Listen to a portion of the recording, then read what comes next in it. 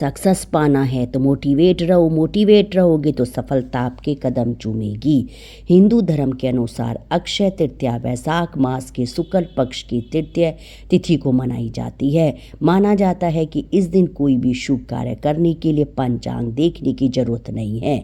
अक्षय तृतीया पर किए गए कार्यों का कई गुना फल प्राप्त होता है। इसे अकतीज के नाम से भी जाना जाता है। पुराणों में बताया गया है कि यह बहुत ही पुण्यदायी तिथि है। इस दिन किए गए दान पुण्य के बारे में मान्यता है कि जो कुछ भी पुण्य कार्य इस दिन किए जाते हैं उनका फल अक्षय होता है, यानी कई जन्मों तक इसका लाभ मिलता है। अक्षय तृतीया के दिन कम से कम एक गरीब को अपने घर बुलाकर सत्कार पूर्वक उन्हें भोजन अवश्य कराना चाहिए। गृहस्थ लोगों के लिए ऐसा करना जरूरी बताया गया है। मान्यता है कि ऐसा करने से उनके घर में धन धान्य की बढ़ोतरी होती है। अक्षय तृतीया के पावन अवसर पर हमें धार्मिक कार्यों के लिए अपनी कमाई का कुछ हिस्सा दान करना चाहिए। ऐसे करने से हमारी धन और संपत्ति कई गुना में इजाफा हो जाता है। और अक्षय तृतीया क्यों मनाया जाती है?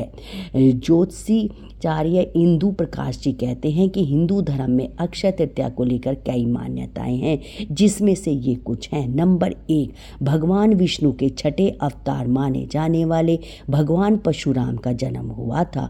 परशुराम ने महर्षि जमदाग्नि और माता रेणुका देवी के घर जन्म लिया था। यही कारण है कि अक्षय तृतीया के दिन भगवान विष्णु की उपासना की जाती है। इस दिन परशुराम जी की पूजा करने का भी विधान है। नंबर 2, इस दिन माँ गंगा स्वर्ग से धरती पर अवतरित हुई। राजा भगीरथ ने गंगा को धरती पर अवतरित कराने के लिए हजारों वर्ष तक तप कर उन्हें धरती पर लाए थे। इस दिन पवित्र गंगा में डुबकी लगाने से मनुष्य के सारे पाप नष्ट हो जाते हैं। नंबर 3, इस दिन माँ अन्नपूर्णा का जन्मदिन भी मनाया जाता है। इस दिन गरीबों को खाना खिलाया जाता है और भंडारे किए जाते हैं। माँ अन्नपूर्णा के पूजन से रसोई तथा भोजन में स्वाद बढ़ जाता है। नंबर 4, अक्षय तृतीया के अवसर पर ही महर्षि वेद व्यास जी ने महाभारत लिखना शुरू किया था। महाभारत को 5वें वेद के रूप में माना जाता है।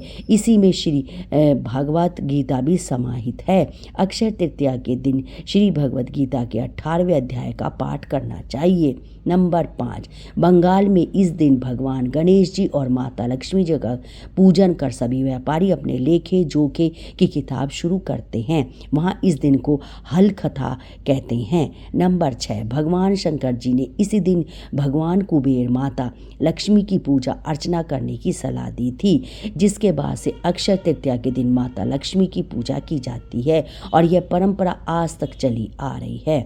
नंबर 7, अक्षय तृतीया के दिन ही पांडव युधिष्ठिर को अक्षय पात्र की प्राप्ति भी हुई थी।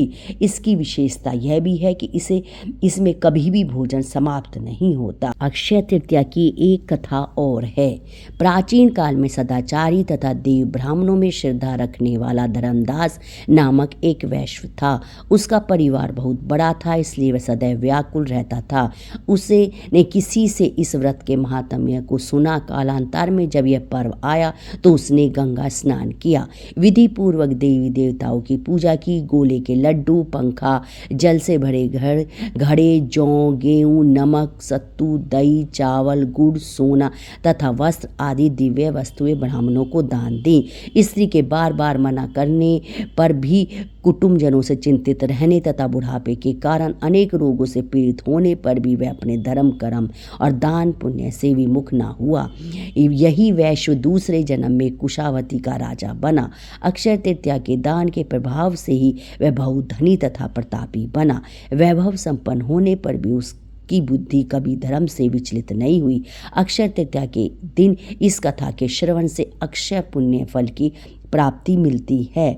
और आपको ये मेरी वीडियो अच्छी लगे तो मेरे चैनल को लाइक करें, सब्सक्राइब करें, शेयर करें। राधे राधे, जय श्री कृष्णा।